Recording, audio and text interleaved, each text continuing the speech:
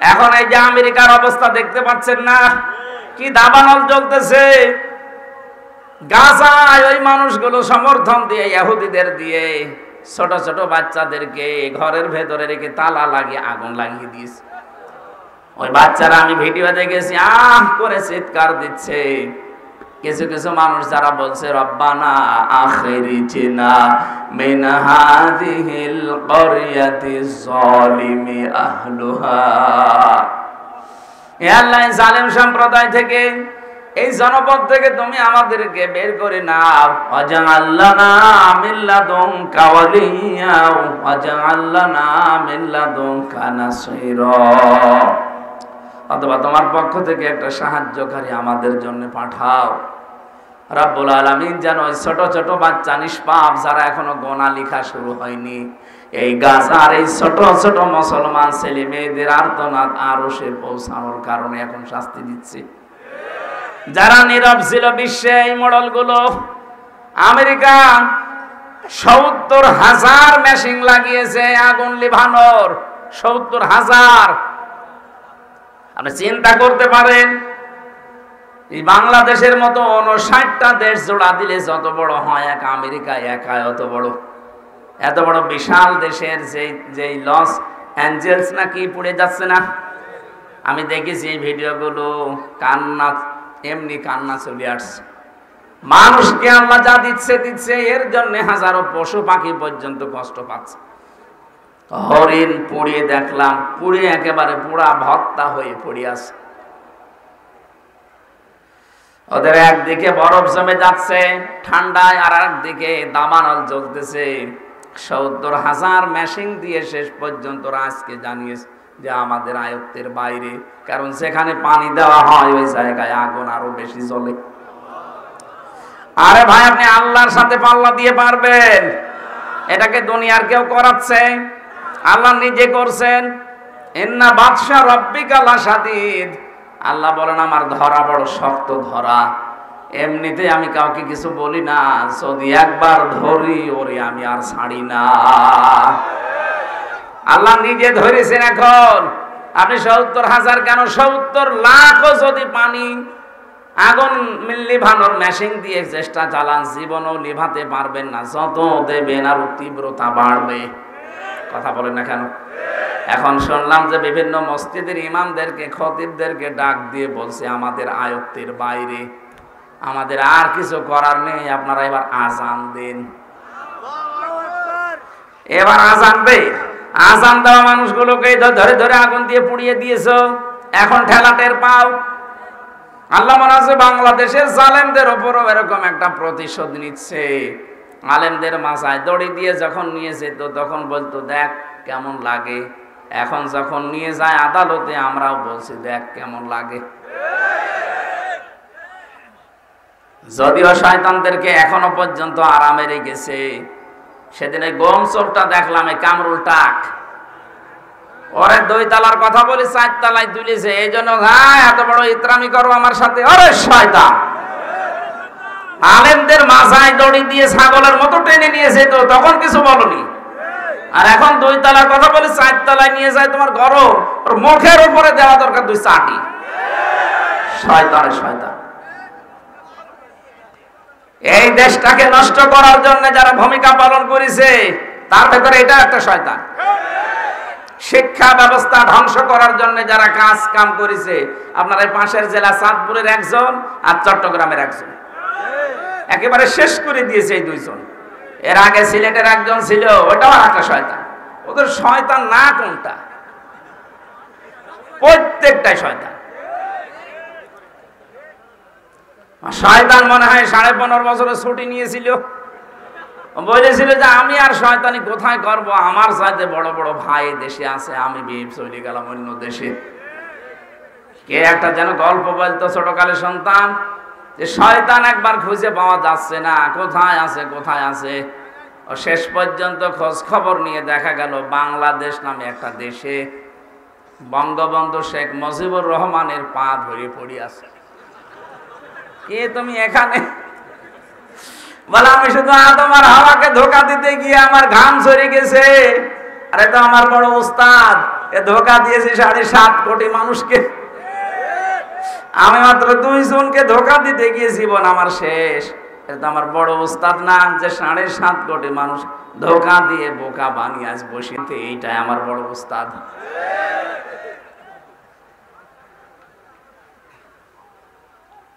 আল্লাহর সাথে পাল্লা দিয়ে পারা যাবে না, এই জন্য আমাদেরকে নত স্বীকার করা লাগবে। বিশ্ব নবীকে আল্লাহ যে পথ দিয়েছিলেন এটা অস্থায়ী পথ না, ওটা স্থায়ী পথ। আমরা আল্লাহর কাছে 17 বার প্রতিদিন চাই, আল্লাহ তুমি আমাদেরকে ইহদিনাস সিরাতাল মুস্তাকিম, আমাকে সরল এবং সঠিক পথ দেখাও। রব্বুল আলামিন বলেন, আগের কথা শোনার পরে তোর তো মনে হচ্ছে সরল সঠিক পথে তুই আছিস, তুই তো হেদায়েতের উপরে আছিস বলে মনে হয়, কারণ তুই প্রশংসা করলি আমি আল্লাহর। আলহামদুলিল্লাহি রাব্বিল আলামিন আর রহমানির রহিম মালিকি ইয়াউমিদ্দিন, এই কথাগুলো সব প্রশংসা না? এক কথা বোঝেন? এতগুলো এটা একটু সরিয়ে দিন তো সামনে। প্রশংসা করার ধরন দেখে আমার মনে হচ্ছে তুই তো ভালো পথে আছিস, আবার সরল সোজা পথ কোনটা? আপনি যেন নিজের থেকেই বললেন, আল্লাহ ইয়্যাকা না'বুদু ওয়া ইয়্যাকা নাস্তাঈন, হে আল্লাহ তোমার কাছে আমি সরল সোজা পথ চাই, আমি কিন্তু যে সে না, আমি তোমার বান্দা। আমি তোমার কি বান্দা? আমি তোমার বান্দা, আমি স্বীকৃতি দিলাম। আজ অনেক মানুষ দেখি আল্লাহর বান্দার পরিবর্তে বিভিন্ন পীর সাহেবের গোলামের কথা পরিচয় দেয়, বলে আমি আমার পীরের গোলাম। এটা জায়েজ নেই। যারা বলেন হয়তো না বুঝে বলেন, আপনি এখনই তওবা করেন। এই পৃথিবীতে আমরা কারো বান্দা না, আমরা রাসূলুল্লাহর বান্দাও না। বান্দা কার? আল্লাহ। এই শব্দটা কত দামি জানেন? বান্দা, আব্দুল, এটা আল্লাহ নিজে আমাদের নবীকে নাম ধরে দিয়েছেন। ওয়াইন কুনতুম ফি রাইবিম মিম্মা নাযালনা আলা আবদিনা, এই যে আব্দুল শব্দটা এত আদরের, এত ভালোবাসার, আমরা ওই শব্দটাই নামাজে বারবার আল্লাহকে শোনাই। ইয়্যাকা না'বুদু, হে আল্লাহ তুমি আমাকে চিনতে পারোনি, আমি তোমার দাস, তোমার গোলাম, বান্দা, আমি তোমারই ইবাদত করি। ওয়া ইয়্যাকা নাস্তাঈন, তোমার কাছে সাহায্য চাই। স্বাভাবিক ভাবেই যেন মনে হচ্ছে আল্লাহ আমার সামনে দাঁড়িয়ে জিজ্ঞাসা করছে, হামজা তোমার বান্দার স্বীকৃতি দিলে, এতগুলো প্রশংসা করলে, আমি আল্লাহর কি দেব তোমারে বলো দেখি। তখন আমরা সরল সোজা এবং স্থায়ী মুস্তাকিমের পথ চেয়েছি। বলেন বলেন, এটা চাইলেই শেষ হয়ে গেছে। আল্লাহ যেন প্রশ্নবোধক চিহ্ন দিচ্ছে, সিরাতে মুস্তাকিম কি এটা? আল্লাহ যেন আমাকে জিজ্ঞাসা করছে কি এটা। এখন আমি নিজের থেকে বলছি, আল্লাহ সিরাতাল্লাযীনা আন'আমতা আলাইহিম, আল্লাহ সিরাতে মুস্তাকিম তো ওইটা, ওদের পথ আমি চাচ্ছি, যেই পথে তুমি পুরস্কার দিয়েছো, যে পথের মানুষদেরকে তুমি এনাম দিয়েছো, পুরস্কৃত করেছো, ওদের পথ আমি চাই। আল্লাহ পাক বলছেন কারা তারা? আপনি নিজে পরিচয় দিয়েছেন, গায়রিল মাগদুবি আলাইহিম ওয়ালাদ-দাল্লিন, তাদের পথে তুমি চালাবে না যারা মাগদুব এবং দল্লিন, যারা অভিশপ্ত এবং পথভ্রষ্ট। এখানে দুইটা জাতির নাম আমরা জানি। এই ছেলে, জরুরি কাজ না থাকলে যাবেন না, একটু বসেন। এখানে দুইটা জাতির নাম আমরা সকলে জানি, যে একটা ইহুদি আর একটা খ্রিস্টান। আপনি তামাম দুনিয়ায় এখন 257টা রাষ্ট্র আছে, মানবতার শত্রু, ইসলামের শত্রু হিসাবে আপনি দুইটা জাতিকেই দেখবেন বেশি ভূমিকা পালন করছে। আপনি গাজার দিকে তাকিয়ে দেখবেন, এখানে ধ্বংস করার পেছনে দায়ী হচ্ছে ইহুদিরা, আর ওদেরকে সাহায্য করেছে খ্রিস্টানরা। এক কথা বলেন না কেন? আর বাকি মুসলিম বিশ্বে, বিশেষ করে আমাদের প্রতিবেশী, এখানে মুসলমান নিধনের পেছনে ভূমিকা পালন করেছে মুশরিকরা, আর এদেরকে সাহায্য করেছে উগ্রপন্থী কিছু হিন্দুরা। গুজরাটে মুসলমান হত্যা, কাশ্মীরে মুসলমান হত্যা, সর্বোপরি আল্লাহর ঘর ওরা ভেঙে দিয়েছে। এখনো পর্যন্ত আল্লাহর ঘর ওরা ভাঙতেছে, গতকালকেও একটা ভেঙেছে। আমাদের প্রতিবেশী, এই কারণে আমরা সতর্ক করছি, যেহেতু আমাদের হাতে আপনাদের যাতে ক্ষমতা কম, এই জন্য সতর্ক করছি। প্রতিবেশী পাল্টানো যায় না, প্রতিবেশীর চরিত্র পাল্টাতে হয়। এই জন্য আশা করবো আপনাদের পূর্বপুরুষেরা আল্লাহর ঘর কাবা ধ্বংস করতে এসে তারা কাসফিম মাকুল হয়ে গেছে। কথা বলেন না কেন? আপনারা তা করছেন, আপনাদেরকে আল্লাহ কাসফিম মাকুল বানিয়ে দেবে। এই জন্য আপনারা থামেন। হয়তো বুঝে হোক না বুঝে হোক, আবেগে এক শয়তানের পামে আপনারা এটা করছেন। এক শয়তান হাওয়া দেয় আর আপনারা এটা করেন। একটা নির্ভেজাল টাটকা শয়তান ওই মোদিটা। কত মুসলমানের রক্তর হাতে লেগে আছে আপনি জানেন, আর আপনি জায়গা পেলেন না যাওয়ার, ওর কাছে গিয়েছেন। তাম দুনিয়ার 257টা রাষ্ট্র এই ময়লার বস্তা কেউ নেয়নি, মোদি নিয়েছে। এটা ময়লার বস্তা না? বলেন তো ওই মহিলারা কেউ কাজের লোক রাখবে না? আমার তো সম্ভব না। ও সাদারে কাজের লোক রেখে করবো কি আমি? অথচ তাম দুনিয়ার নিকৃষ্ট মানুষের তালিকা খুঁজবেন, আপনি 6 জন মানুষের নাম পাবেন। তাম পৃথিবীতে 6 জন মানুষের নাম আছে নিকৃষ্ট, যারা গণহত্যাকারী। তার ভেতরে হিটলার আছে, চেঙ্গিস খান আছে, ওই যে যেটার নাম বললাম ওইটা আছে, আর যেটা পালিয়েছে এর নামও আছে। এর এখন বয়ফ্রেন্ড, এরপর আর একটা কি আছে জানো? গার্লফ্রেন্ড। এ পর্যন্ত যেন থাকে, আর নিচে নামবেন না। কারণ নিচে নামা আপনাদের জন্য আর জায়েজ নেই, কারণ দাদা তো আর মুসলমান না। ও দাদা এখন মুসলমানি দিতে গেলে যে পাকা মোটা সওয়াল কিডা দেবে? হাজাম কোথায় পাবেন আপনি? একটা হাজামকে নিয়ে যে দেবেন, ও তো আর চোখ খুলে কাটতে পারবে না, চোখ বন্ধ করে কাটা লাগবে। শেষে আগা কাটতে যে গুড়া কেটে বাদ দিয়ে দেবে, ও বিয়ের স্বাদ মিটে যাবে দাদা। এই জন্য যাই গেছেন থাকেন, কিন্তু নিচে নামবেন না। কথা বলছে না কেন? নাইতে শেষ বয়সে একটা কিছু হয়ে গেলে তখন পরিচয় দেবো কি?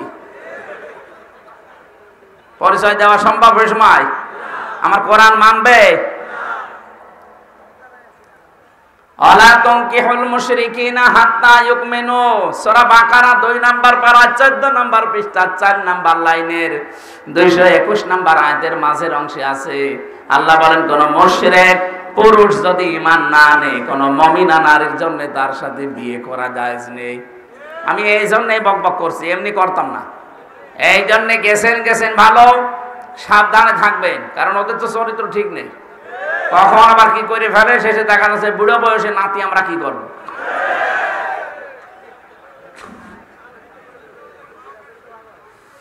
কুমিল্লাবাসী, একটা মহিলার জেদের কারণে আপনারা কিন্তু বিভাগ পাননি, নয়তো বিভাগ হয়েছে। তো একটা মানুষের দোষ দিতে যে মোস্তাক কি করেছে, মোস্তাক আপনার যা করেছে ভালো করেছে, ওরকম আরো বেশি করার দরকার ছিল, তাহলে এই যন্ত্রণায় পড়া লাগতো না আমাদের। এই কথা বলেন না কেন? খালি মোস্তাকের দোহাই দিয়ে এত বড় একটা জেলা, বাংলাদেশের 17 জেলার ভেতরে একটা জেলা কুমিল্লা, এটা বিভাগ হওয়ার মতো না?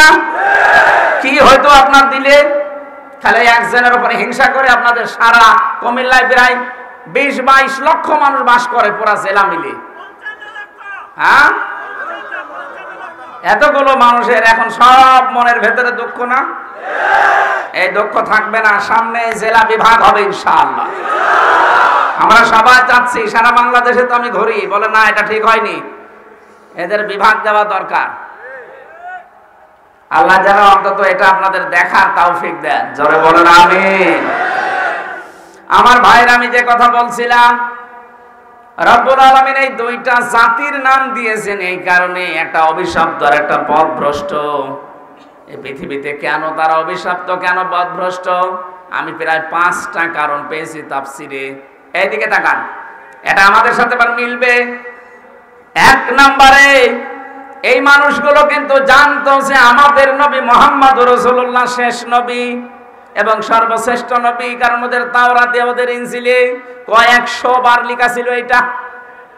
তাওরাত কিতাবে, ইনজিল কিতাবে আমাদের নবীর নাম পরতে পরতে তার প্রশংসা লেখা ছিল। আমাদের কোরআন পড়তে গেলে আমরা যে অক্ষরগুলো দিয়ে পড়ি, আমার আল্লাহ প্রতিটি অক্ষরে আমাদের নবীর সম্মান আর পরিচয় তুলে ধরেছেন। আপনি দেখবেন যারা আরবি পড়তে পারে বলবেন আলিফ দিয়ে দেখবেন আহমদ, আলিফ দিয়ে আহমদ মানে প্রশংসিত। বা দিয়ে আল্লাহ বলেন আমার নবী বাশির, সুসংবাদদাতা। তা দিয়ে আমার নবী মুত্তাকি, তিনি পরহেজগার। সা দিয়ে আমার নবী মুদ্দাসসির, তিনি কম্বলওয়ালা। জিম দিয়ে আমার নবী জামিল, তিনি সুন্দর। হা দিয়ে আমার নবী হামিম, তিনি অন্তরঙ্গ বন্ধু। খ দিয়ে আমার নবীর পরিচয় আল্লাহ দিয়েছেন খাতামান নাবিয়্যিন, আমার নবী শেষ নবী। আপনি একটা একটা করে যখন যেতে থাকবেন দেখেন সর্বশেষ অক্ষরে আল্লাহ ডাক দিয়েছেন ইয়াসিন, হে নেতা। সুবহানাল্লাহ বলতে পারেন? ওদের কিতাবে এভাবে প্রত্যেকটি পরতে পরতে সাজানো ছিল নবী মুহাম্মদ রাসূলুল্লাহর পরিচয়, যে উনি একজন শেষ নবী আসবে, উনি সর্বশ্রেষ্ঠ নবী। আমিনা তার মায়ের নাম, আব্দুল্লাহ তার বাবার নাম, দাদার নাম পর্যন্ত লেখা ছিল। ওরা যে সত্যকে সত্য জানার পরও মানত না, একদিকে হিংসা করে আর একদিকে অহংকার করে। তাহলে এখান থেকে একটা মাসলা বের হয়, হিংসা করে আর অহংকার করে যারা সত্যকে সত্য জানার পরও মানে না, আমার আল্লাহ পাক বলেন তারা অভিশপ্ত, তারা পথভ্রষ্ট। এই বাংলাদেশের সাথে একটা মিলান তো। আর যারা সত্যকে সত্য জানার পরও মানতে চান না, হয় হিংসা করে অথবা অহংকার করে। বলেন, এই যে কিশোরগঞ্জের এক পাগলা বের হয়েছে, ফজু পাগলা, ফজলুর রহমান, একটা পাগল। আগে ছিল ছাত্রলীগের সভাপতি, খরচ পাল্টি এখন চলে এসেছে আর এক দলে। এ খজু ফজু পাগলা এখন পুরাটাই পাগল হয়ে গেছে। ও দেখতে পাচ্ছে সত্য, কিন্তু এই মহাসত্যকে জানার পর অস্বীকার করছে। বলছে এই দেশে যারা ইসলাম মানে এরা সব মিলে মাত্র 10 ভাগ, আর আমরা যারা আছি ইসলামের বাইরে তারা 90 ভাগ। আরে ভাই, এটা আগস্টের 5 তারিখের আগে নেই কি? আপনি আগস্টের 5 তারিখের আগের জরিপ দেখেন, এই দেশে মাত্র 100 জনের 15 জন মানুষ চাইতো এই দেশে কোরআনের বিধান কায়েম হোক। অথচ এই যে জানুয়ারি মাসের 1 তারিখ থেকে রিপোর্ট বের হচ্ছে, আন্তর্জাতিক খবর রাখেন, এদেশে এখন 100 জনের 58 জন মানুষ চাচ্ছে এদেশে কোরআনের বিধান কায়েম হোক।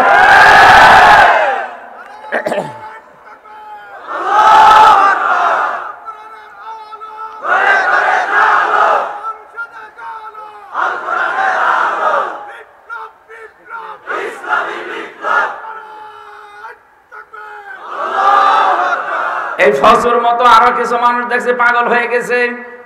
এই যে হারুন একটা, হারুনের বউ পাপিয়া একটা, আমি নাম ধরেই বলছি কারণ এরা পুরাটা এখন মাথা আউলিয়ে গেছে। এরা সত্যকে সত্য জানার পর অস্বীকার করছে। ওরা বলে ভোট হলে ইসলামপন্থী মানুষ মাত্র 10 ভাগ ভোট পাবে। আরে ভাই, আপনি ভোটে 15.5 বছর হয়েছে, আপনি আন্দাজি রিপোর্ট বলেন কি করে? বিশ্বের রিপোর্ট গুলো এখন খুলে দেখেন, এই যে মাইক্রোসফট, ভয়েস অফ আমেরিকা, সবগুলো খ্রিস্টানরা চালায়, একটাও তো মুসলমান চালায় না। তারা এখন রিপোর্ট দিচ্ছে বাংলাদেশ দেখে, এই দেশে যেভাবে মানুষের উত্থান হচ্ছে ইসলামে, আগামীতে তৃতীয় শক্তি হিসাবে ইসলাম ক্ষমতায় যাবে। এটা আমেরিকার রিপোর্ট। মাইক্রোসফট রিপোর্ট দিয়েছে তামাম দুনিয়ায় 257টা রাষ্ট্রের ভেতরে মিথ্যা কথা বলার দিকে এগিয়ে আছে ভারত। আরে ভাই, আমরা তো বানাইনি, বানিয়েছে খ্রিস্টানরা। সবচাইতে বেশি মিথ্যা খবর প্রচার করে ভারতে।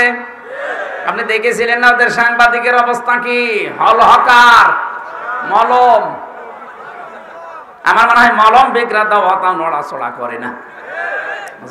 আমরা নিয়ে নেব, আমরা চট্টগ্রাম। আরে দাদা, চট্টগ্রাম নিয়ে নেবেন মানে আপনি কি যৌতুক নেবেন? আর মেয়ে তো পালিয়ে গেছে, যৌতুক কিসের? মেয়ে তো বিয়েই আমরা মানি না। আর আমাদের যে ধর্ম, ধর্মে যৌতুক দেওয়াও জায়েজ নেই, নেওয়াও জায়েজ নেই। যদিও এখানে কিছু আছে যৌতুক খায়, কারা কারা যৌতুক নিয়েছেন হাত তোলেন তো। আলহামদুলিল্লাহ, এই ছেলেটা ভালো আছে। আলহামদুলিল্লাহ বললাম এই কারণে, আমার তো ছেলে নেই, মেয়ে আছে, আমারও যৌতুক দেওয়া লাগবে না। এই ছেলে এত দূর বিয়ে দেওয়া যাবে না। কোথায় কুষ্টিয়া, কোথায় কুমিল্লা, এত দূর বিয়ে দিয়ে থাকা যায়? আসতেই লাগে আমার একদিন। কুমিল্লাবাসী বাংলাদেশের 64 জেলার ভেতরে, এখানে যেহেতু আলেমদের বাস বেশি এই জেলায়, সারা বাংলাদেশের জরিপেটা সবচেয়ে বেশি আলেম বাস করে কুমিল্লা, নোয়াখালী এগুলোতে। এ কারণে এমনিতেই মানুষ হিসাবে ইমান যেহেতু সিটি ফোটা আছে, এই কারণে আপনাদের প্রতি মহব্বত একটু বেশি। অন্যান্য জেলার চাইতে একটু মহব্বত বেশি, বিশেষ করে গোপালগঞ্জের চাইতে। ওর নাম শুনলে আমার কেন কেমন জানি লাগে। বহু দাওয়াত এসেছিল, না ও আবু সেহেলের ওখানে আমি যাবো না। দরকার হয় কুষ্টিয়ায় আমি ঘুমাবো, তারপরেও যাব না। কোথায় কুষ্টিয়া, কোথায় কুমিল্লা, এরপরও আমার চলে আসা লাগে। শুধু ইমানের দিক থেকে টান আছে, এই কারণে আমি এখানে কথা বলেও শান্তি পাই। আর গোপালগঞ্জে শান্তি তো দূরের কথা, আমি সেই কয়বার গেছি চলে পুড়ে মরিছি। আমার গাড়ি পর্যন্ত শয়তানটা ভেঙে দিয়েছে। এই জন্য অবস্থার পরিবর্তন না হলেও জেলায় আমি যাবো না। এখনো দাওয়াত নেই নিয়ে বছরে, বলেছে আগে হোক, আল্লাহর ওলি যদি মরে যায় তারপরে। তাছাড়া আমি, আমার মনে হয় কেমন কেমন লাগে। যদিও গোপালগঞ্জ বাংলাদেশের ভেতরে না, বাইরে, ভেতরে। ওই জেলায় যেভাবে উন্নয়ন করেছেন আপনি, সারা বাংলাদেশে যদি ওইভাবে উন্নয়ন করতেন, তাহলে এই দেশের কোনো মানুষ আপনাকে বলতো না। কারণ নিজেরটার দিকে টানবেন মানে। আমিরে জামাত ডাক্তার শফিকুর রহমান হাফিজাহুল্লাহ কয়েকদিন আগে তিনি খুলনায় গিয়েছিলেন। উনি বলেছে যে গোপালগঞ্জে বিভিন্ন বিশ্ববিদ্যালয় হয়েছে, অনেক প্রতিষ্ঠান হয়েছে, আমরা এতে নারাজ না, ভালো, ওটাও বাংলাদেশের ভেতরে। কিন্তু এরকম প্রত্যেকটা জেলায় তো অন্তত কম বেশি হওয়ার দরকার ছিল। ওদের রাস্তা দেখেছেন? আর এই যে রাস্তা, ডেলিভারি রোড, আমার মনে হয় যে সমস্ত মেয়েদের পেটে বাচ্চা, এখান থেকে ওই সেই কুমিল্লা নিয়ে যাওয়া লাগবে না। এই রাস্তায় শুধু 2-3 কিলোমিটার, ড্রাইভারকে বলবেন 200 টাকা বেশি দেবো, তুই জোরে চল, ওর রাস্তায় শেষ। এই কথা বলে না কেন? ডেলিভারি রোড বানিয়ে ফেলিছে, রাস্তায় হয়েছে একবার। তাহলে এখান থেকে আমি আজকে শিক্ষা দিতে চাইলাম, এই যারা সত্যকে সত্য জানার পরে অস্বীকার করছেন, এই ফসু পাগলার মতো, আপনাকে কিন্তু ইহুদি আর খ্রিস্টানদের সাথে তুলনা দিয়েছেন আল্লাহ। আপনি সত্যের পথ পাবেন না। এই জন্য যারা এরকম বিভ্রান্তিতে আছেন তারা থামবেন। আর আমি জানি যারা একেবারে শেষ পর্যায়ে পৌঁছিয়ে যায়, ওদের হেদায়েত দেওয়ার মতো আল্লাহ আর খালি রাখে না। ইন্নামা নুমলি লাহুম লিয়াজদাদু ইসমা ওয়া লাহুম আযাবুম মুহিন। মানুষের পাপ যখন পরিপূর্ণ হয়ে যায়, ওই মানুষগুলোর মুখ দিয়ে তখন অনর্গল আল্লাহ মিথ্যা কথা বের করে। এই জন্য মিথ্যা কথা খুব বেশি বলছে কয়েকজন। আপনি দেখবেন, এই কথা বলছে না কেন? আপনি দেখবেন যে এই কয়টা ইসলামের বিরুদ্ধে, একামতের দিনের বিরুদ্ধে কথা বলছে, ওদের একটারও পেছন ঠিক নেই, সবগুলো বাম থেকে আসা। বলে যে কোরআনের সাথে রাজনীতির কোনো সম্পর্ক নেই। আরে শয়তান, 918 জায়গায় কোরআনে কারিমে আছে ডাইরেক্ট ইনডাইরেক্ট মিলে যে কোরআন দিয়ে রাজনীতি করা লাগবে। আমি এর আগে 903 জায়গা পর্যন্ত পেয়েছিলাম। আজকে সারা দিনের ভেতরে 3 থেকে আরো 15 জায়গা, কত হয়? 918 জায়গায় আমি পেয়েছি। আরো যারা বড় বড় গবেষক তারা তো আরো বেশি পাবে। যেটা 903 জায়গায় আছে, এটা যদি কেউ অস্বীকার করে, ওর ঈমান থাকার কথা। নামাজের কথা আছে মাত্র 82 জায়গায়। কয় জায়গায়? যাকাতের কথা আছে মাত্র 82 জায়গায়। হজের কথা আছে মাত্র 1 জায়গায়। রমজানের কথা আছে মাত্র 1 জায়গায়। এটা অস্বীকার করলে যদি আপনার ঈমান না থাকে, যেখানে 918 জায়গায় আছে আপনি অস্বীকার করেন কোন কারণে? নিজে করতে পারেন না, এটা আপনার ব্যর্থতা। এক কথা বলেন না কেন? যারা এই বাংলাদেশে কোরআন দিয়ে রাজনীতি করেন না, আপনি কান খাড়া করে সাফ কথা শোনেন, আপনি মরে গেলে কোনো বিচার হবে না, কোনো হিসাবও হবে না। বিনা বিচারে বিনা হিসাবে আপনি জাহান্নামে। এটা আমি বানালাম। সূরা হুদ 12 নাম্বার পারা, 12 নাম্বার পৃষ্ঠা, প্রথম নাম্বার লাইনের 98 নাম্বার আয়াতে আছে, ইয়াকদুমু কওমাহু ইয়াউমাল কিয়ামাতি ফাওরাদাহুমুন নার ওয়া বিইসাল বিরদুল মাওরুদ। আল্লাহ পাকের আয়াতের সামারাইজ এইটা, যদিও ফেরাউন সম্পর্কে নাজিল হওয়া। আমি যতগুলো তাফসীর দেখেছি বিশ্ববিদ্যালয়ে থাকাকালীন প্রায় 42টার সাথে এটা মিলিয়েছি আমি। 42টা তাফসীর পাশাপাশি রেখে মিলিয়ে সামারাইজ এইটা, যেই দলের নেতা জাহান্নামে যাবে ওই দলের যত অনুসারী কর্মী ওর সাথে জাহান্নামে যাবে। আপনি আয়াতটা মিথ্যা বলতে পারবেন? এবার বলেন তো আপনি কোথায় যাবেন? নিজের দিকে তাকান। আপনি এমন নেতার অনুসরণ করেন যার রাত 9টার পরে ঠিক মতো পা মাটিতে পড়ে না। কথা বলছেন না কেন? রিকশা ছাড়া বাড়ি আসতে পারে না। তাল গাছ ধাক্কা দিয়ে বলে, মিয়া ভাই সাইড দিয়ে আর কতক্ষণ দাঁড়াবো? এরকম মানুষ পাওয়া যায় না? এরকম মানুষের পেছনে আপনি থাকেন আর আপনি বলছেন না আমার নেতা ঠিক আছে। ও যদি জাহান্নামে যায় ওর পেছনে যারা আছে সব যাবে ওর সাথে জাহান্নামে। কোন সূরার নাম বললাম? হুদ। বলেন আপনি যত তাফসীর আছে বাংলাদেশে মিলান দেখবেন এইটা পাবেন। 12 নাম্বার পারা, 12 নাম্বার পৃষ্ঠা, প্রথম নাম্বার লাইনের 98 নাম্বার আয়াত। এত দলিল দিয়েও যদি কারো মন খারাপ হয়, আমার মনে হয় ওর বিবেকের উপরে কুকুরে প্রসাব করেছে। অবশ্য ঠিক। জাহান্নামে একটা দল যাবে জান্নাতে। তাহলে এই দেশে যতই দল থাক সব দল তো আর জান্নাতি না। বলেন মানা আলাইহি ওয়া আসহাবি, একালি টান আছে। যারা আমি নবী এবং আমার সাহাবীদেরকে অনুসরণ করে চলবে তারা জান্নাতি। এই দেশে এখন তাকান, যারা আল্লাহর নবীকে এবং নবীর সাহাবীদেরকে অনুসরণ করে, অনেকের প্রশ্ন আসতে পারে যারা বিশাল জুব্বা গায়ে দেয়, পাগড়ি মাথায় দেয়, এরাই কে বলেছে আপনাকে? বিশ্ব নবীর সাহাবীদের জীবনীগুলো খোলেন। এক একজন সমরবিদ ছিলেন, কেউ অর্থনীতিবিদ ছিলেন। আপনার ভেতরে অর্থনীতিবিদ আছে, সমরবিদ আছে, পরিকল্পনা দেওয়ার মতো মানুষ আছে, 10টা মানুষের কর্মসংস্থান তৈরি করবে এই লোকটার মতো এরকম মানুষ আছে। এই যে মানুষটার নাম হচ্ছে মনির হোসেন পাটোয়ারি। চেহারা দেখতে যাই হোক, হাজারো মানুষের কর্মসংস্থান তৈরি করে দিয়েছে। আর ভাই আপনি আল্লাহর ওলি করার জন্য সে চলে যাচ্ছেন চিটাগাঙে, বরিশালে। কে বলেছে আপনাকে? আল্লাহর ওলি তো ওইটা যার দ্বারা মানুষের কর্মসংস্থান তৈরি হয়।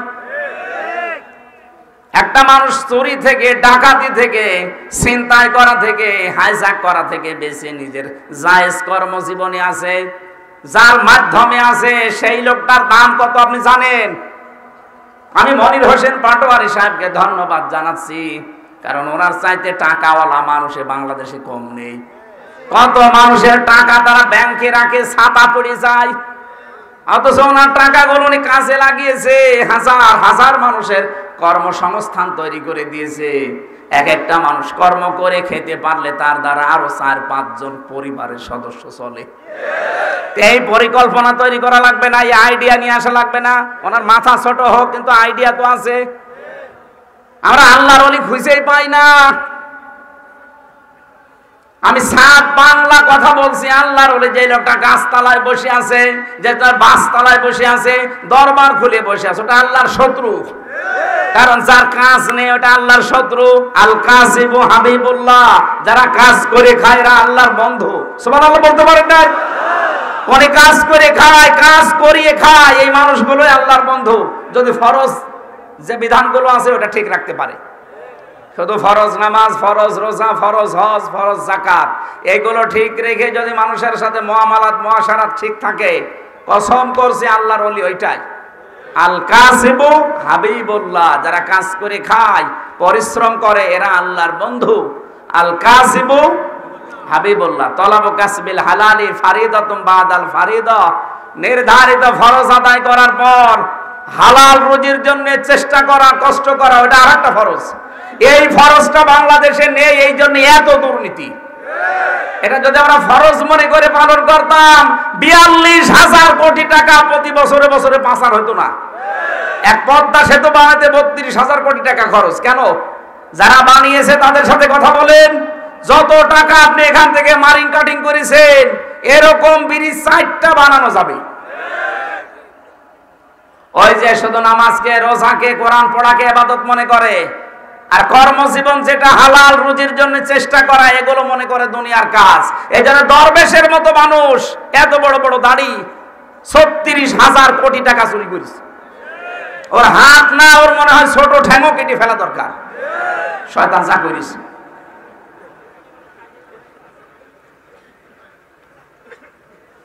সত্যকে সত্য জানার পরে যারা আজ গোপন করে রাখছেন বিভিন্ন স্বার্থের কারণে, উল্টা পাল্টা বকতেছেন, আপনি হেদায়েত থেকে বঞ্চিত হয়ে যাবেন। আপনার পাপ যখন পরিপূর্ণ হয়ে যাবে, ওয়ালাহুম আযাবুম মুহিন, আল্লাহ বলেন ওকে আমি অপমানজনক শাস্তি দেব। ও যে কালা মানিককে দিয়েছে, একটা হাইকোর্ট কি সুপ্রিম কোর্টের বিচারপতি, কি অবস্থা দেখেছেন? কলার পাতা শুয়েছিল, গলায় গামছা দিয়ে জনগণ টেনে নিয়েছে। এ কথা বলছে না কেন? আর গলায় গামছা দেয় কাদের? চোরদের। কাদের? সুপ্রিম কোর্টের বিচারপতিকে আল্লাহ চোর বানিয়েছে। এমনকি ওর বিসিও উড়ে গেছে। হ্যাঁ, ওর বিসি নেই। আমি আন্দাজে বলছি না, আমি যেখানে ছিলাম ওই ঘরে এখন ওই শয়তান আছে। সেদিন এক কারারক্ষীর সাথে আমার গাজীপুরে দেখা, বছর হুজুর ওই শয়তান আমার আন্ডারে আছে। আয় রাখ হুজুর, ওর বিসি নেই। ঠিক আছে, ওর বিসি নেই, এটা বাইরে প্রচার করবো, কারণ ওর বউ যেন না থাকে। কারণ ওর বউ যে জানবে যে ওর বিসি নেই, থাকবে বউ, চলে যাবে। এই জন্য আজ যারা বুঝে শুনে জেনে শুনে সত্যকে অস্বীকার করছেন, তাদের কপাল থেকে আল্লাহ হেদায়েত বঞ্চিত করে দেবে। তারা একদিকে অভিশপ্ত, আর একদিকে পথভ্রষ্ট। আল্লাহ যেন আমাদের বাঁচান, বলেন আমিন। আমি এই কথাই তুলেছিলাম যে এমন নবীকে আমরা অনুসরণ করছি যে নবীকে আল্লাহ স্থায়ী ভাবে সরল এবং সঠিক পথ দিয়েছেন। ওয়ায়ানসুরাকাল্লাহু নাসরান আজিজা, আল্লাহ পাক বলেন আমার নবীকে আমি শক্ত মজবুত সাহায্য করেছি। জোরে বলেন আল্লাহু আকবার। কি সাহায্য করেছিলাম? আমরা 14টা সাহায্য পেয়েছি। কোরআন শরীফ থেকে আমি এবার বাছাই করে বলছি। আপনারা কষ্ট পাচ্ছেন? শেষ করে দেবো এখনই? আর একটা সময় দেবেন না? জবান খুলে আমার যে তেলাওয়াতকৃত আয়াত 4 ভাগের 1 ভাগ আমি অতটুকুর তাফসীর করব। পড়েন। আউযু বিল্লাহি মিনাশ শাইতানির রাজীম। বিসমিল্লাহির রহমানির রহিম। ওয়া ক্বাদা রাব্বুকা আল্লা তা'বুদু ইল্লা ইয়্যাহু ওয়া বিল ওয়ালিদাইনি ইহসানা। নবীজিকে যে নাসরান আজিজা দিয়েছেন, প্রবল শক্তিশালী সাহায্য, এই সাহায্য 14 রকম আছে কোরআনে। তার ভেতরে প্রথম নাম্বার সাহায্য এটা। ওনাকে একটা দেশ আল্লাহ চালাতে দেবেন, কল্যাণময় রাষ্ট্র কিভাবে তৈরি করা লাগে। যেহেতু এটা রজব মাস, আজকে মনে হয় 14 তারিখ, এই রজব মাস কিভাবে আল্লাহর নবীকে আল্লাহ নিয়ে একটা কল্যাণময় রাষ্ট্র গঠন করতে হলে কি কি লাগে ওইটা উনাকে শিখিয়েছিলেন। 27 বছর ধরে শিখিয়েছেন। কয় বছর? 27টা বছর ধরে আল্লাহ নিজের কাছে বসিয়ে বসিয়ে শিখিয়েছেন। আর আমরা আজকে কয়েক মিনিটে এই 27টা বছরের গুরুত্বপূর্ণ শিক্ষাগুলো জেনে ফেলবো। আমার বিশ্বাস যদি এ রাষ্ট্রে যারা দায়িত্বে আছেন, এই 14টা কর্মসূচি যদি বাংলাদেশে অ্যাপ্লাই হয়, এই দেশটাও ইনশাআল্লাহ দাঁড়িয়ে যাবে মদিনার মতো। নবীজি যেমন বলেছিলেন খায়রুল কুরুনি করনি, আমার যুগ শ্রেষ্ঠ যুগ, বাংলাদেশও শ্রেষ্ঠ দেশ হয়ে যাবে ইনশাআল্লাহ। প্রথম নম্বরে নবীজি ওখান থেকে এসে বললেন আমার আল্লাহ আমাকে জানিয়েছেন আকাদা রাব্বুকা আল্লা তা'বুদু ইল্লা ইয়্যা, আল্লাহ ছাড়া কারো ইবাদত করা যাবে না। আজ বাংলাদেশে আল্লাহর বাইরে ইবাদত আছে না? কত পীরের ইবাদত হচ্ছে। এই কথা বলেন না কেন? প্রশ্ন আসতে পারে, কয় আমরা তো পীরের ইবাদত করি না। এই প্রশ্ন সাহাবীরাও করেছিল। আল্লাহ রাব্বুল আলামিন সূরা তাওবার ভেতরে আছে, দেখবেন 31 নম্বর আয়াত, ইত্তাখাযু আহবারাহুম ওয়া রুহবানাহুম আরবাবাম মিন দুনিল্লাহ ওয়াল মাসিহ ইবনে মারইয়াম ওমা উমিরু ইল্লা লিয়াবুদু ইলাহা ওয়াহিদা লা ইলাহা ইল্লা হুয়া সুবহানাহু আম্মা ইউশরিকুন। বলেন আল্লাহু আকবার। নবীজি বললেন যারা তাদের আহবার এবং রহবার এদেরকে যারা রব হিসাবে গ্রহণ করে আল্লাহকে বাদ দিয়ে, এখানে আহবার মানে পীর ফকির, যারা দরবেশ পীর সাহেব এদেরকে ধর্মগুরু, রহবান মানে যারা বৈরাগ্য সংসার ত্যাগী তারা। সাহাবীরা বললেন হুজুর কই, এদেরকে তো আমরা রব হিসাবে মানি না। নবীজি বললেন ওরা যখন কোনো কিছুকে আদেশ করে ওটা কি তোমরা মেনে নাও না, যেটা নিষেধ করে ছেড়ে দাও না? বলে হ্যাঁ তা তো করি। নবীজি বললেন এইটাই তো রব মানা বলে। আজ বাংলাদেশে কোরআনের কথা বলে আদেশ দেবেন মানবে না, বলে আমার বাবা বলেছে। এরকম ভক্ত আছে না দেশে? এরা তাদের পীরকে রব মানে, এইটাই কোরআনের কথা। এই জন্য আল্লাহর ইবাদতের বাইরে আর কারো ইবাদত করা যাবে না। তার মানে আল্লাহর আদেশের বাইরে কোনো আদেশ, আরো জোরে বলেন, আল্লাহর আদেশের বাইরে কোনো আদেশ চলবে না। ওই যে 918 জায়গায় আছে তার ভেতরে এই দুইটা আলা আলা হলে খালক ওয়াল আমর। আল্লাহ বলেন সৃষ্টি যার, হুকুমও চলবে তার। ইনিল হুকমু ইল্লা লিল্লাহ, যিনি বানিয়েছেন আইন চলবে তার। সুতরাং এই পৃথিবীতে কোরআনের সাথে রাজনীতির কোনো সম্পর্ক নয়। যারা বলেছেন হয়তো না জেনে বলেছেন, অথবা অন্য কোনো উদ্দেশ্য আছে। আর আমরা সেই উদ্দেশ্যের কথা অলরেডি জেনে ফেলেছি। দাদা বাবুরা মাঝে মাঝে বিভিন্ন জিনিসকে পাঠায় আর প্রেসক্রিপশন দেয়, কিছু কিছু আশার বাণী শোনায়, উস্কানি দেয়, তখন এই মানুষগুলো পাগল হয়ে যায়।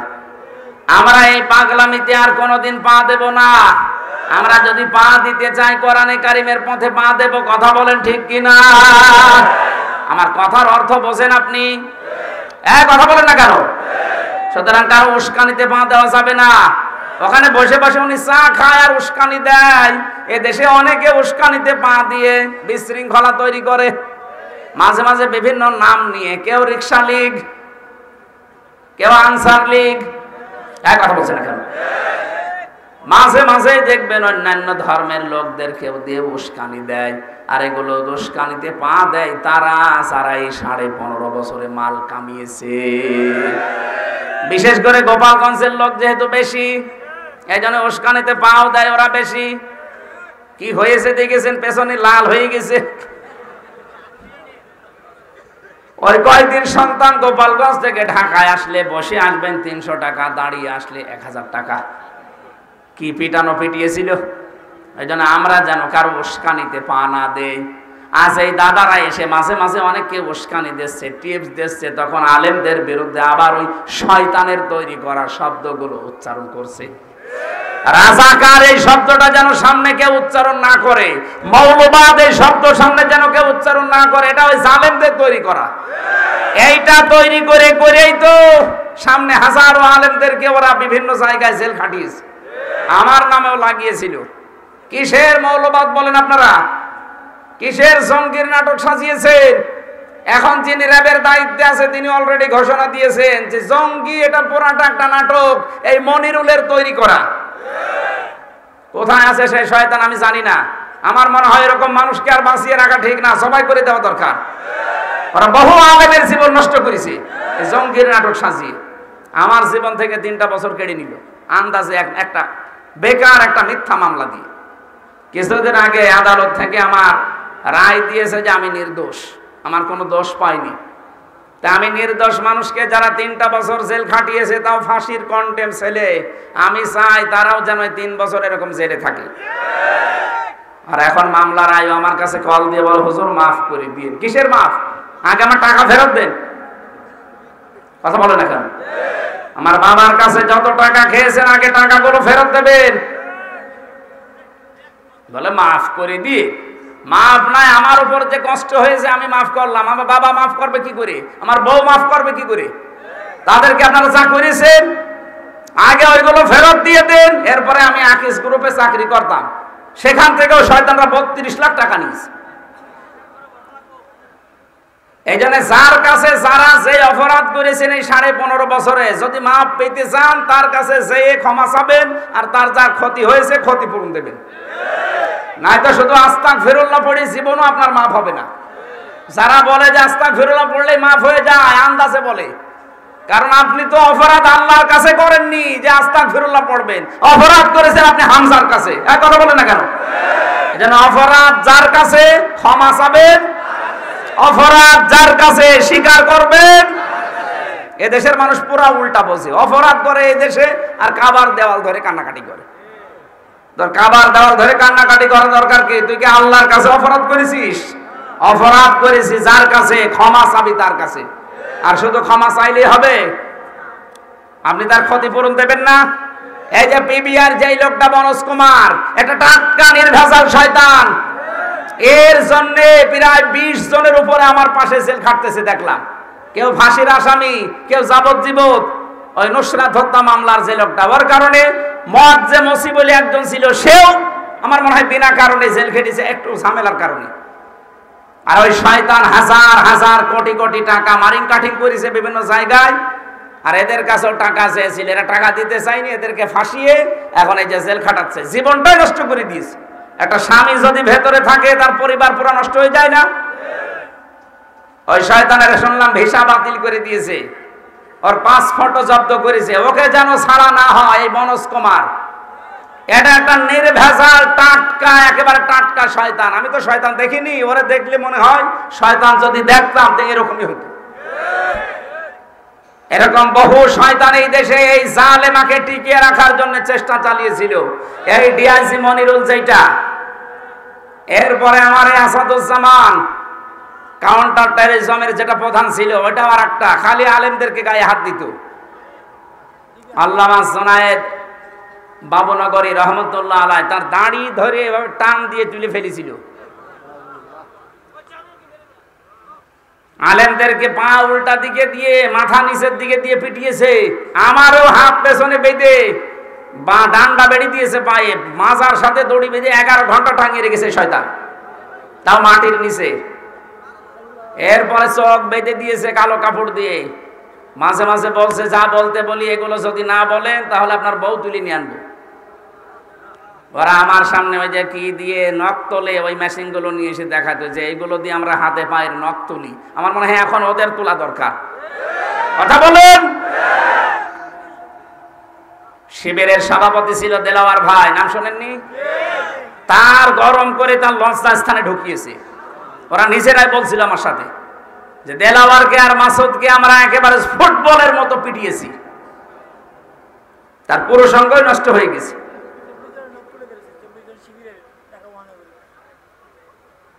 কত মানুষকে যখন রিমান্ড থেকে আমার সামনে নিয়ে আসতো, চিহ্ন দেখলে তার চিৎকার।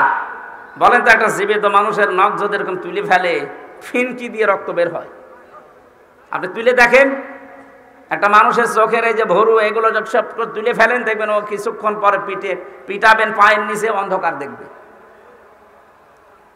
একাধারে আধা ঘন্টা পিটাতে আছে পায়ের নিচে, আপনি আধা ঘন্টা 1 ঘন্টা পরে কিছু দেখতে পাবেন না, কারণ পায়ের রগের সাথে চোখের রগের একটা সম্পর্ক আছে। ওরা তো জানে কোথায় কি মারলে, কোন জায়গায় কি করলে ও আর জীবনে কিছু করতে পারবে না। শফিকুল ইসলাম মাসুদ ভাই ডাক্তার, তার এই হাত পা এই সমস্ত জায়গা ফুটবলের মতো পিটিয়েছে, সবগুলো গুঁড়ো গুঁড়ো হয়ে গেছে। শুধু খারাপ হাউ আঙ্কেল নাই, হাউ আঙ্কেলের মতো হাজারো হাউ আঙ্কেল আছে। একটাকেও ছাড় দেওয়া ঠিক না, তাহলে সামনে যারা আসবে এরা আরো বেশি জুলুম করবে।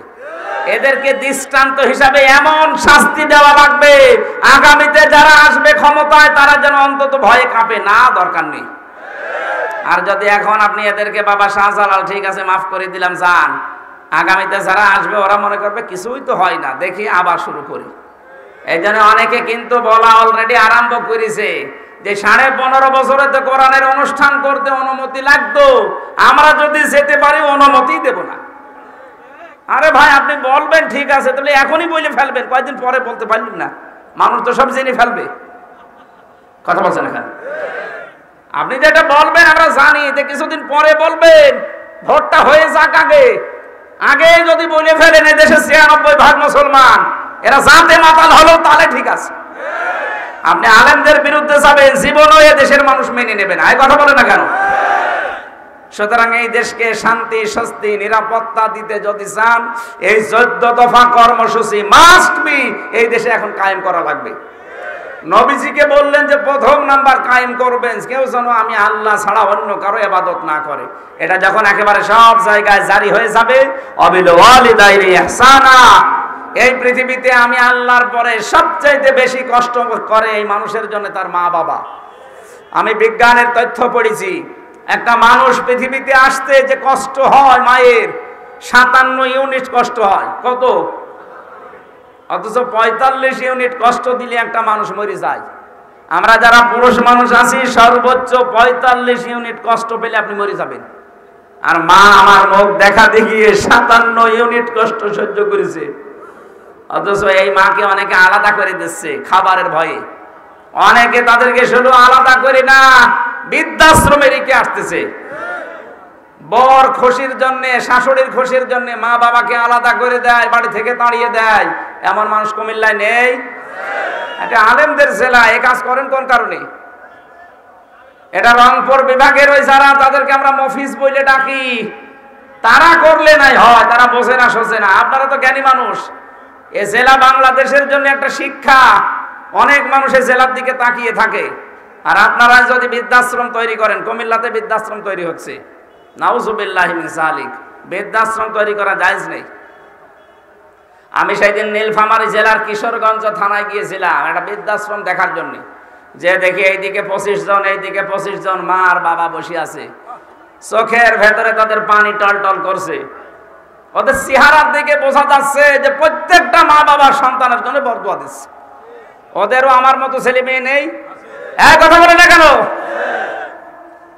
এখানে সাবধান, আল্লাহ নিজের পরে কিন্তু কোনো পীরের নাম দেয়নি, আল্লাহ নিজের পরে শাশুড়ির নাম দেয়নি, আল্লাহ নিজের পরে কার নাম দিয়েছে? মা বাবা। এই দুইটাকে সামনে ঠিক রাখবেন। হ্যাঁ, স্ত্রীর যে সম্মান, অবশ্যই তাকে সে সম্মান দেওয়া লাগবে। এখানে একটা একটা করে 14টা বিষয় লেখা আছে। আপনারা সূরা বনী ইসরাঈলের 23 থেকে 38 এই আয়াতগুলো তাফসীর আকারে পড়বেন। আমি আশা করছি পারিবারিক জীবন নিয়ে আমার বই লেখা আছে জেলখানায় বসে বসে। কোথায় আছে সে গাড়ি? এই যে সাদা গাড়ি, এখান থেকে মেয়েদের জন্য নিয়ে যান ওইটা। বিসমিল্লাহির রহমানির রহিম। وَقَضَى رَبُّكَ أَلَّا تَعْبُدُوا إِلَّا إِيَّاهُ وَبِالْوَالِدَيْنِ إِحْسَانًا صدقت يا ربنا عن أبي هريرة رضي الله تعالى عنه قال قال النبي صلى الله عليه وسلم الدنيا سجن المؤمن وجنة الكافر رواه ابن ماجه وقال تعالى في شان حبيبي وما زادهم إلا إيمانا وتسليما اللهم صل على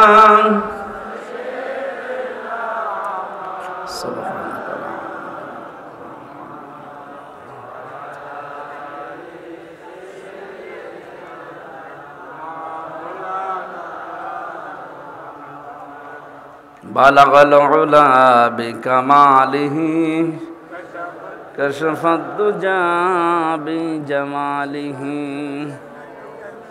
حسنت جميع خصاله صلوا عليه وآله الحمد لله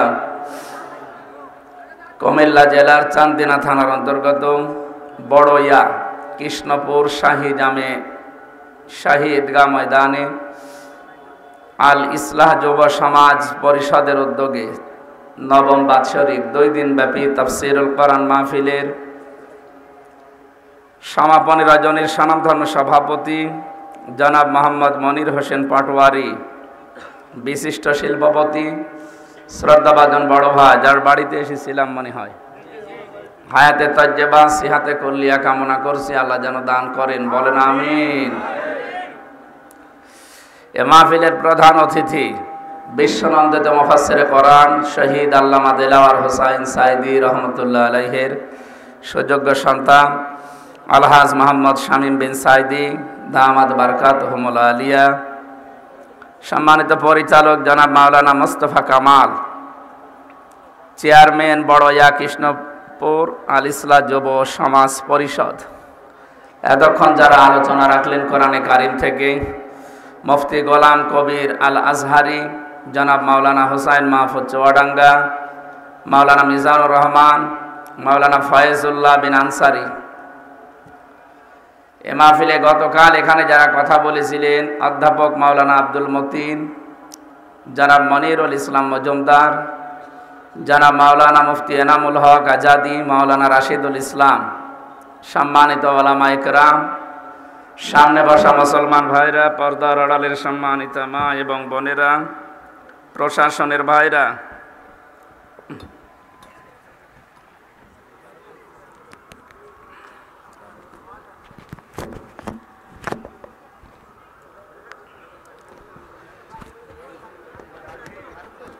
না না ঠিক আছে,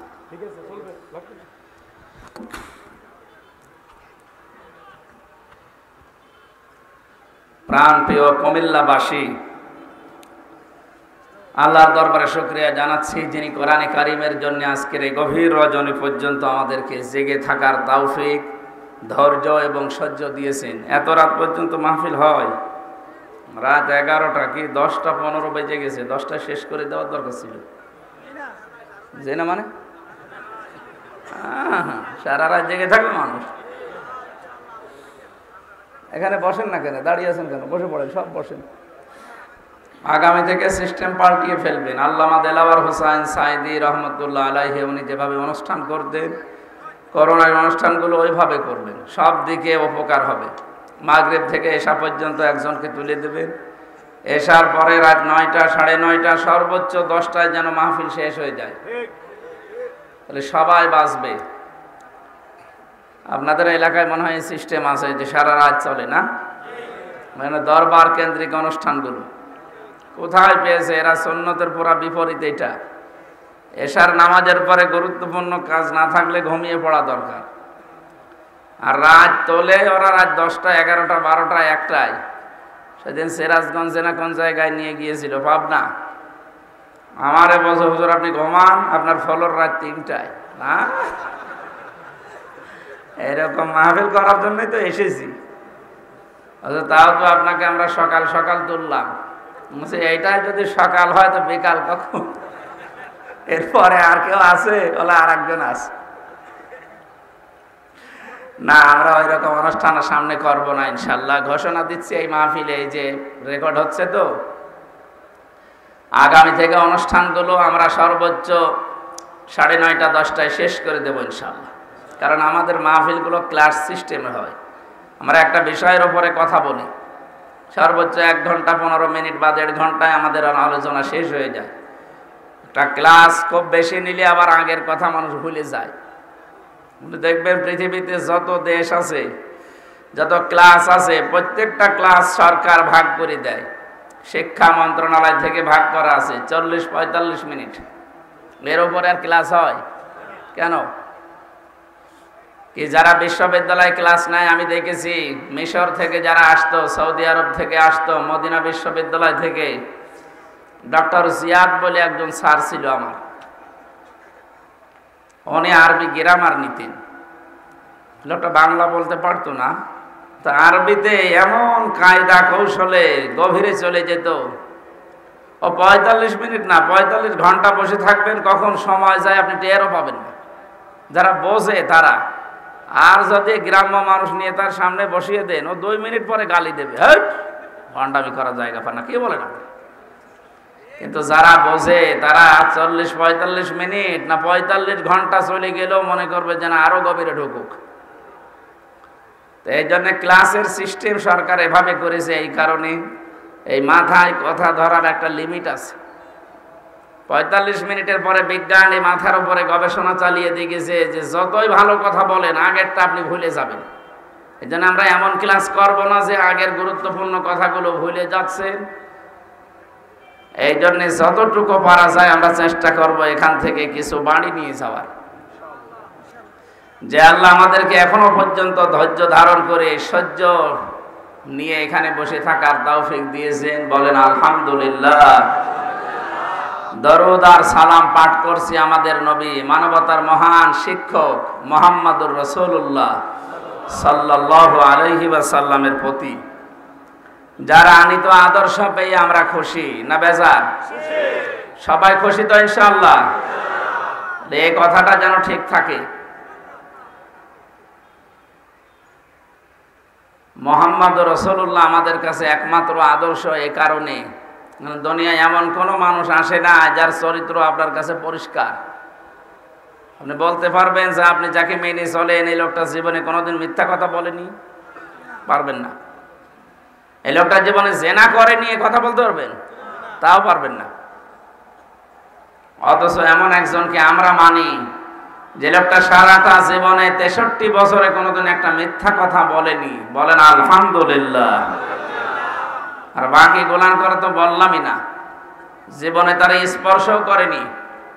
যদি ছোটখাটো কোনো ভুল তার থেকে বের হয়েছে সঙ্গে সঙ্গে আল্লাহ রাব্বুল আলামিন কোরআনে কারিমে আয়াত নাযিল করে সুসংবাদ দিয়েছেন।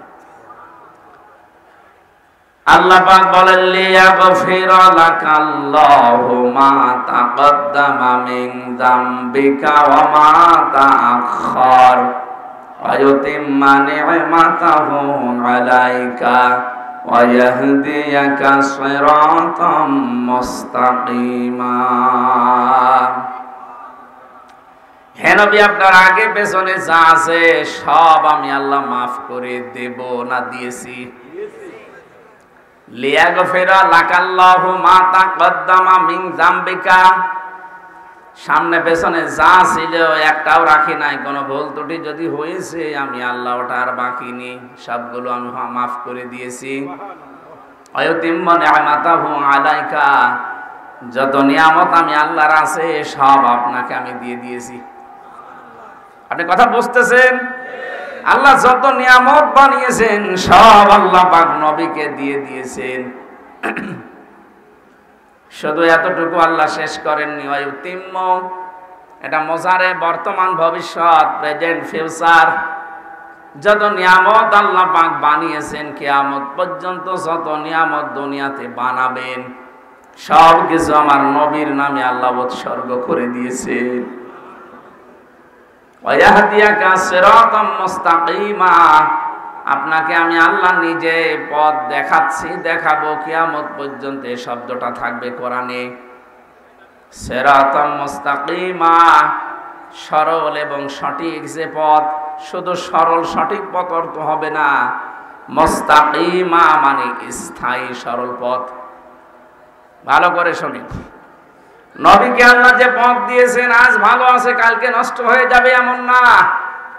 বিশ্ব নবীকে আল্লাহ হেদায়েতের যে পথ দেখিয়েছেন, একদিকে সরল এবং সোজা, আর একদিকে স্থায়ী। এই জন্য প্রতিদিন ফরজ নামাজও যারা পড়ে প্রত্যেক দিন 17 বার আল্লাহর কাছে বলা লাগে, কথা বলেন না কোন কোন করেন মানে, যার ভালো লাগে না আস্তে করে চলে যাবে। কথা বলছেন কেন? আবার কথা বলেন, এদিকে তাকান। কোন দিকে তাকিয়েছেন আপনি? একটা কথা বলবেন না, ভালো না লাগলে আস্তে করে চলে যাবেন।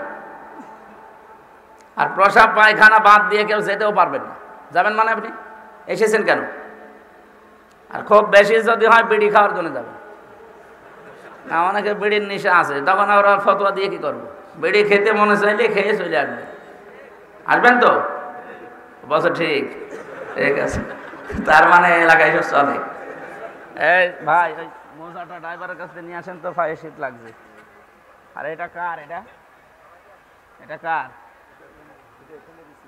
এখানে ছিল একদম মানুষের মাথার তা পায়ে দিয়েছেন কোন কারণে? আপনি আপনার বিবেক কি মরে গেছে না? যা ড্রাইভারের বলে মশাটা নিয়ে আসেন, যদি পারেন, না পারলে বসেন। মানে জেলখানায় 3টা বছরে শরীরে বিভিন্ন রোগ হয়ে গেছে, ভেতরে মানে আছে খোলা পড়ে আছে, আমার শরীর আর সাপোর্ট করছে না, জোর করে এভাবে হয় না। তো ডায়াবেটিস অনেক বেশি, এই জন্যে আমিও পারি না, আপনারাও ছাড়েন না, আল্লাহু আকবার ওই রকম হয়ে গেছে। কোথায় সেই কি বলে সন্দ্বীপ থেকে দিনের বেলা ছিল ব্রাহ্মণবাড়িয়া কসবা, ওখান থেকে এখানে। আর রাস্তাঘাটে যে অবস্থা, আমার মনে হয় ওদেরকে যদি পেতাম আমি আজকে জবাই করতাম। শয়তান এমপি হয়েছে, এগুলো জবাই করে দেওয়াই ভালো ছিল, ও কারণে এমনি জাহান নামে যাবে। যারা এই যে রাস্তাঘাট তৈরি না করে বলে যে আমরা মানবতার সেবায় কাজ করি, কি সেবা করেছেন আপনি? এই যার যে মানবতার সেবা আবার কি আছে? একটা মসজিদ বানিয়ে দিলে খুব বেশি হলো না 2000 লোক নামাজ পড়ে, কথা বলছেন এখানে। আর একটা রাস্তা বানিয়ে দিলে 2 লক্ষ মানুষ হাঁটাচলা করবে। 100টা মসজিদ বানানোর চাইতে একটা রাস্তা বানানো আল্লাহর কাছে অনেক ভালো। ও শয়তানরা এই কাজগুলোই করে না। এই জন্য রাস্তায় আমার মাত্র এই যে 60-70 কিলো পথ এখান থেকে এই কসবা, অথচ 4 ঘন্টা 10 মিনিটের উপর সময় লেগেছে এটুকু সময় আসতে, এত খারাপ রাস্তা। সেই ফজরের নামাজ যখন পড়ি তখন থেকে বের হয়ে এই গাড়িতে, শুধু মাঝখানে যে 1.5 ঘন্টা কথা বলেছি ওখানে এই, আর এই যে সারা রাত সারাদিন চলছে আমাদের এই গাড়ির উপরে। এই জন্য শরীরও কভার করছে না, এখন মনে হচ্ছে একটু শুলেই ঘুম আসি যাবে, শরীরের ভেতরে তো কিছু নেই। এরপরও যদি কেউ জ্বালান এইভাবে, আপনারা ঝামেলা করলে আমি কিন্তু কথা ভুলে যাব। গুরুত্বপূর্ণ একটা বিষয় আজকে, এটা রজব মাস চলছে, রজব মাসে কিছু করণীয় আছে, কিছু বর্জনীয় আছে। এইগুলো আপনাকে কোরআন থেকে জানা লাগবে, হাদিস থেকে জানা লাগবে। আজকে এই জন্যই এসেছেন নাকি, নাকি অন্য উদ্দেশ্য আছে আমাদের? না, রাসূলুল্লাহকে আল্লাহ যে পথ দিয়েছিলেন ওটা কি অস্থায়ী না স্থায়ী? কেমন স্থায়ী?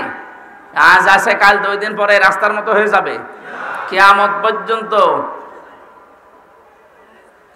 রব্বুল আলামিন বলেন 17 বার কমপক্ষে মানুষ আমার কাছে এই কথা বলে, ইহদিনাস সিরাতাল মুস্তাকিম, হে আল্লাহ তুমি আমাকে সরল সঠিক স্থায়ী পথ দেখাও। মুস্তাকিম মানে যেটা দাঁড়িয়ে থাকে, ইস্তেকামাত ময়দা করা মানে কি? কোরআনে কারিমে অন্যান্য আয়াতগুলোতে আমরা দেখেছি, বিশেষ করে সূরা আহকাফের 14 নম্বর আয়াত, ওদিকে সূরা হামিম সাজদার 30 নম্বর আয়াত, এখানে দেখবেন ইন্নাল্লাযীনা ক্বালু রাব্বুনাল্লাহু সুম্মাস্তাকামু, নিশ্চয় যারা কথা বলে আমাদের রব আল্লাহ আর এরপর টিকে থাকে। এখানে আল্লাহ কমও দিতে পারতেন, ইস্তেকামাত শব্দটা দিয়েছেন এই কারণে, কম মানে এমনি দাঁড়িয়ে থাকা, আর ইস্তেকামাত মানে দৃঢ়ভাবে দাঁড়িয়ে থাকা। আর এগুলো তৈরি হয় ওই সময় যখন মানুষ ঈমানের উপরে পরীক্ষা দেয়। আমরা বাস্তবে বহু মানুষকে দেখেছি এই দেশে যারা সত্যি ঈমানের উপরে পরীক্ষা দিয়েছে, এ মানুষগুলো জুলুম অত্যাচার স্টিম রোলার চলেছে, এরপরও তারা টিকে ছিল। শহীদ মীর কাশেম আলীর কথা শুনেছেন না? আমি তো নিজে কারারক্ষীর কাছে শুনেছিলাম।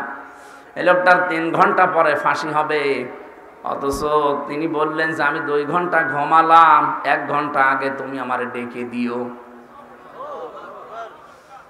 কারারক্ষী কুতুবউদ্দিনের বাড়ি রাজবাড়ি, মাঝে মাঝে আমারে বলতো, হামজা ভাই এই লোকটার ঘুম আসলো কি করে? বললাম আপনি বুঝবেন না, আমি বুঝেছি ঘুম কেন এসেছিল।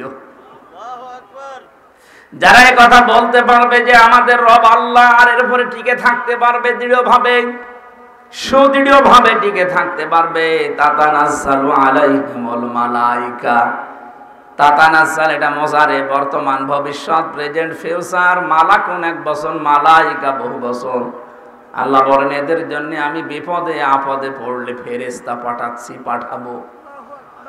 1টা 2টা না, হাজার হাজার ফেরেশতা তাদের কাছে আসবে। হয়তো ফেরেশতা নিজের সূরাতে আসবে অথবা অন্য কোন সূরত নিয়ে আসবে। আল্লাহ তাখাফু ওয়ালা তাহজানু, তারা কানের কাছে এসে বলবে ভয় পাবেন না, কোনো চিন্তা নেই। আপনি ফাঁসির দড়ি দেখতে পাচ্ছেন, তাতে কি হয়েছে? আপনার ছেলে ব্যারিস্টার আরমান গুম হয়ে আছে, তাতে কি হয়েছে? আপনার স্ত্রী এখনো পর্যন্ত অসুস্থ, তাতে কি হয়েছে? কোনো চিন্তা নেই, সবগুলোর দায়িত্ব আল্লাহ নিয়ে নিয়েছে। এ কথা না বললে জীবনও এই লোকটার 2 ঘন্টা ঘুম আসা সম্ভব না। কারণ আমি এই 3 বছর তো দেখেছি, ওনারা 8-10 বছর, 10 বছর, 12 বছর হয়তো ফাঁসির কন্ডেম ছেলে ছিল। আমিও তো 3 বছর একাধারে ছিলাম। যোগাযোগ বিচ্ছিন্ন হয়ে থাকা যে কত কঠিন আমি নিজে টের পেয়েছি। জেলখানায় সবচাইতে বেশি চলে ঘুমের বড়ি। তা ওনারা ছিল, আমরা ছিলাম প্রায় এই এশিয়া মহাদেশের ভেতরে সবচাইতে ভয়ঙ্কর জেল ওইটা কাশিমপুরের হাই সিকিউরিটি জেল যেটা বলে। ওখানে কোনো মায়া দয়া নেই। কোরআনে সূরা তাহরিমের ভেতরে পড়েছিলাম,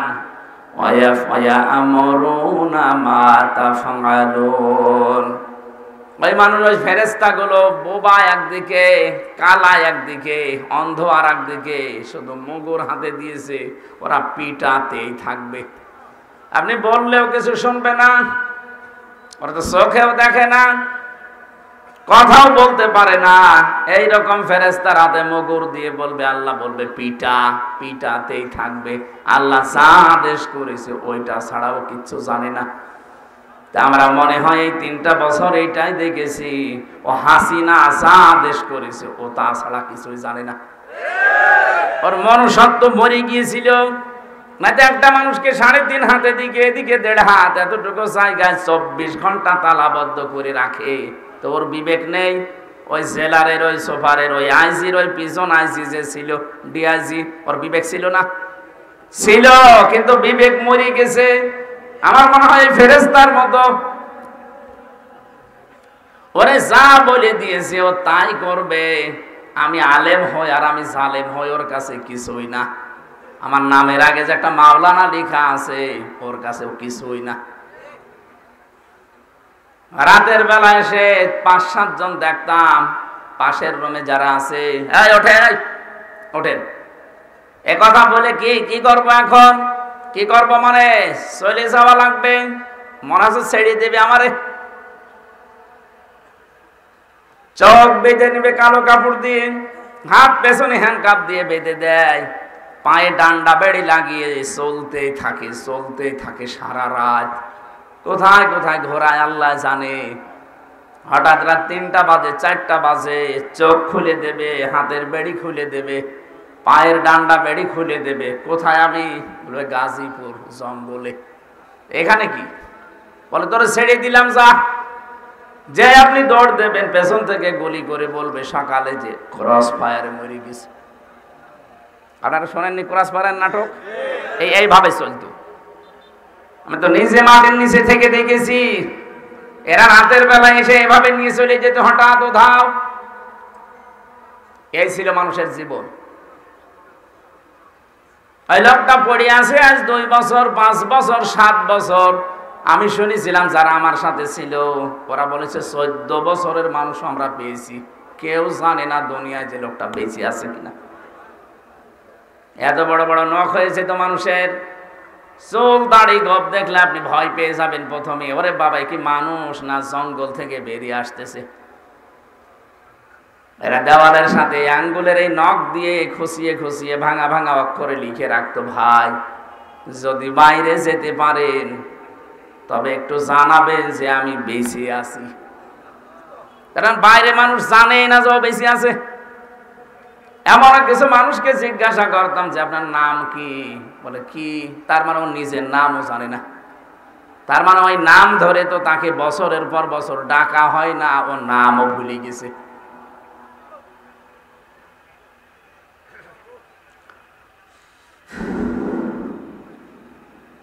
কত মানুষের যে এই শব্দটা ওর ক্ষমতার সাথে লেগে আছে আপনি জানেন।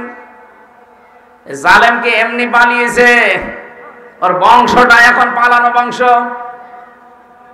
আপনি দেখেছেন ওনার বোনের মেয়ে টিউলিপ সিদ্দিকী পদত্যাগ করেছে মন্ত্রিত্ব থেকে। ওনার মেয়ে যেটা পুতুল ওইটাও এখন অবস্থা নড়বড়ে। কত মানুষকে নাকি অবৈধভাবে নিয়োগ দিয়ে সেখান থেকে টাকা পয়সা খেয়েছে, বলেন সুবহানাল্লাহ। সব ওরা ত্যাগী বংশ, দেশ ত্যাগ করেছে দুই বোন মিলে। ছেলের বউ ছেলেকে ছেড়ে ত্যাগ করে চলে গেছে, মেয়ের জামাই মেয়েকে ত্যাগ করে চলে গেছে। এই যে এটাও তো পদত্যাগ করা লাগলো বোনের মেয়েকে। নিজের মেয়েকেও যদি কয়েকদিন পরে পদত্যাগ করা লাগবে, যা করেছে এখন যা আসতেছে এটাও লাগবে। কারণ ওটা তো ওরা আমাদের মতো দুর্নীতিগ্রস্ত না, ওরা একেবারে চুল পরিমাণ কিছু পেলে তার খবর করে ফেলে। আর আপনি বিশ্ব স্বাস্থ্য সংস্থার দায়িত্ব নিয়ে বিভিন্ন জায়গা থেকে মাল কামিয়েছেন, যে আগে কি সুন্দর মাল কামাই, এই করেছেন যারা, তাদের কিন্তু সমস্যা সামনে আসতেছে।